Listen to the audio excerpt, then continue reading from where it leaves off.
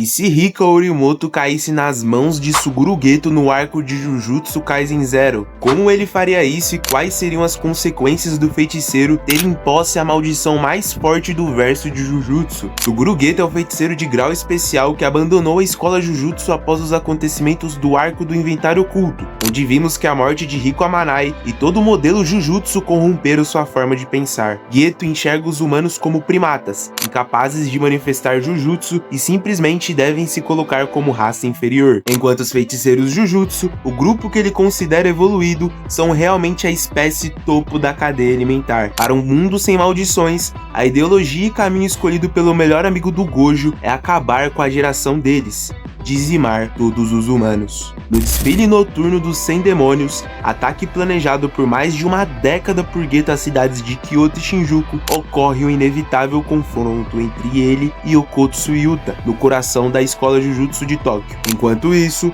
Gojo e todos os outros feiticeiros lidavam com maldições e amaldiçoados do outro lado do Japão. Só que um pouco antes desse cenário todo se desenvolver, Suguru atacar, Okotsu ficar forte e propriamente se conectar com Rika, tanto Yuta quanto Geto já haviam se encontrado. No túnel da missão que Inumaki e o garoto amaldiçoado fazem, surge repentinamente um espírito amaldiçoado do chão, e logo em seguida vemos que o manipulador de maldições estava presente no recinto apenas observando, tanto que ele até consegue pegar o cartão de estudante do Okotsu. A dupla vai embora, sem perceber a presença do feiticeiro naquele lugar, o que reforça ainda mais a nossa teoria apresentada a seguir.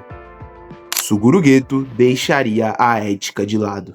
Geto admirava Yuta por ter um grande potencial e aporte de energia, obviamente provido do poder com Rika Orimoto. Ele não só interceptaria a jornada dos dois estudantes da escola Jujutsu, como derrubaria Inumaki com um ataque só de suas maldições. E, em combinação, o grau especial iniciaria ali mesmo o confronto contra o amaldiçoado. Rika seria puxada para fora, e o Okotsu, ainda sem muitas habilidades com a espada em mãos, tentaria partir para cima do nosso vilão quanto antes. Mas neste cenário, as coisas são muito diferentes do cortejo dos Yokkais. Geto estava com todas as suas maldições armazenadas, e não divididas pelos distritos, o que lhe confere um arsenal de espíritos muito mais amplo. Podemos traduzir este momento de colisão entre ambos como um Uzumaki potencializado por parte das maldições usadas no cortejo, ou simplesmente uma pressão que nem mesmo a Rika aguentaria com milhares de maldições pressionando ao mesmo tempo. Assim, seja com o disparo de energia da técnica máxima, ou pelo volume de maldições,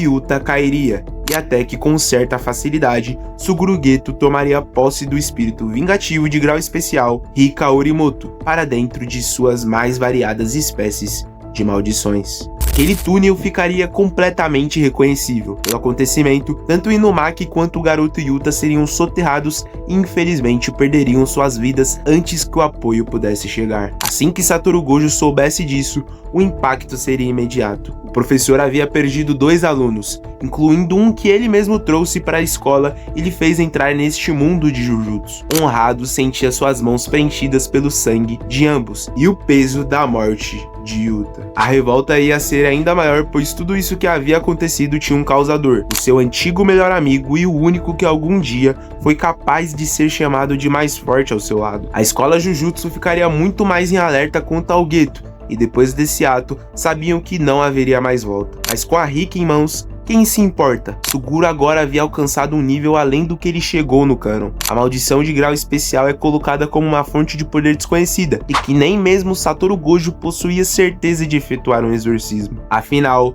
só com a Rika toda uma cidade poderia ser destruída. Uma só maldição pode causar o que várias juntas não têm capacidade. E aqui entra o controle e técnica de Geto para saber dominar esse poder muito bem. Por mais que não seja o foco da teoria, é possível de vermos um Geto fazendo o output de energia amaldiçoada de Rika para o seu próprio corpo, com fins de poder aumentar as suas capacidades físicas e habilidades em combate, algo que o Yuta fazia de forma consistente. Sem contar que Orimoto também pode servir como um armazenamento interno não só de armas, mas de outros grupos de maldições para efetuar ataques surpresas e coisas do gênero. E como se não bastasse, a emissão de energia desse espírito poderia comprometer qualquer feiticeiro caso pegasse em cheio. Tudo nas mãos de um cara que possui outras milhares de maldições com habilidades e efeitos diferentes, podendo combinar situações e técnicas inatas. E caso algo ainda dê errado, no final, resta um Uzumaki com um poder jamais visto, que na opinião do narrador aqui,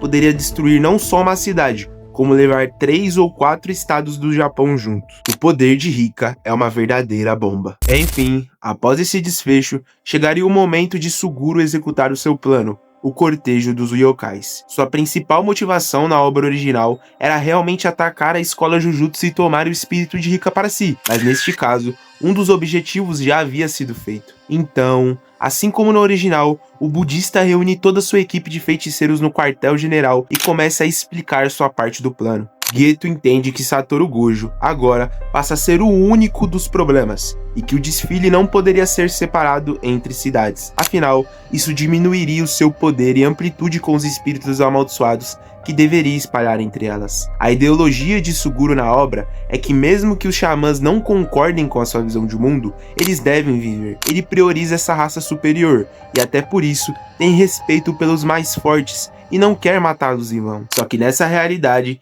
esse desejo e hombridade perante aos feiticeiros das escolas poderia ter fraquejado após obter Rika.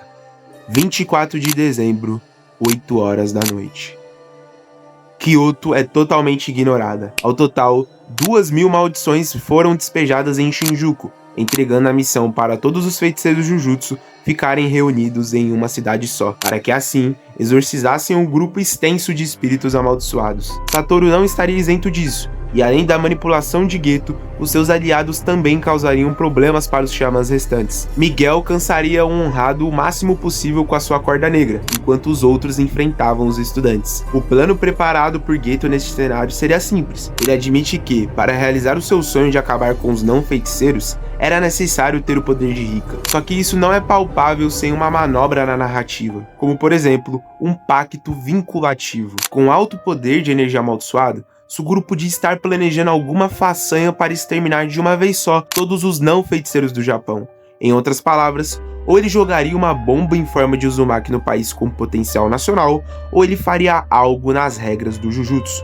E é isso que a gente vai explorar agora. Temos dois cenários diferentes. O primeiro é, com todo este tumulto, Suguru Geto canalizaria o poder de Hikaru Imoto em sua técnica máxima, o Uzumaki, e simplesmente limparia todo o país com um alcance parecido com o jogo do abate, só que em forma de ataque de mão única. Ele colocaria a condição de que, em troca do ataque afetar todo o Japão e não feiticeiros, este golpe, justamente, não faria efeito nenhum em feiticeiros Jujutsu. E partindo do princípio que Geto já é um xamã de grau especial, ele tem potencial para isso. Deste modo, em poucos momentos, nem mesmo Satoru Gojo seria capaz de evitar o pior, e o Japão viraria uma terra habitada apenas por feiticeiros Jujutsu. É algo muito parecido com o projeto do Kenjaku de trazer a Era Heian de volta, só que neste caso, o Geto faria isso com os feiticeiros da atualidade, apagando os humanos comuns. Já o segundo e possível outro cenário é onde os melhores amigos se enfrentam, Gojo contra Geto. Sinceramente, nas mesmas condições dessa teoria, eu não vejo o budista ganhando de alguma forma do honrado com o ilimitado e o Mugen ativos. A única forma seria com o Suguru colocando em risco outros feiticeiros e humanos, e assim, Satoru se sacrificaria para salvá-los. Neste cenário é muito mais possível que Gojo salve a todos e derrote seu melhor amigo, finalizando o cortejo dos yokais e exorcizando o Rika de uma vez só. Mas conhecendo bem o Geto, eu não acho que ele se colocaria para enfrentar o Satoru de peito aberto, e mesmo com a Rika, seria muito difícil de ganhar. E eu não sei você, mas sinceramente, a ideia de Geto utilizar a Orimoto com um pacto para limpar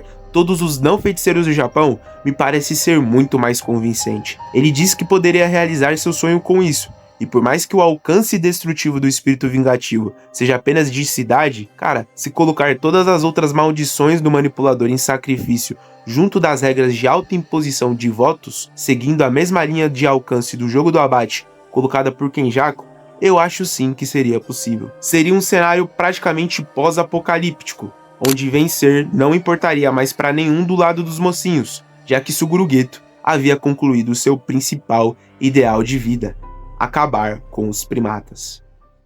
O vídeo foi isso, espero que você tenha gostado dessa teoria um pouco diferente aqui que eu trouxe pro Sugurugueto conseguindo ter a Rika. Essa é uma teoria bastante antiga pedida aqui no canal. Tá passando aí na tela alguns comentários que pediam isso aqui no canal, então tá sendo atendido. E cara, eu achei que o Geto ficou muito roubado, porque ele conseguiria não apenas fazer tudo o que eu disse na teoria, ele também conseguiria melhorar as maldições deles subindo de grau, como o nosso comentarista Dusknox fala aqui. O Kenjaku mostrou que dá para fortificar maldições com a sua energia, e levando em consideração que a Rika conseguia reabastecer a energia do Yuta, o Geto poderia simplesmente upar várias maldições deles e criar diversas maldições de grau especial. Então é simplesmente um combo muito roubado. Se você quiser ver mais teorias como essas aqui no canal, deixa aí a sua sugestão nos comentários que eu vou estar atendendo o mais rápido possível.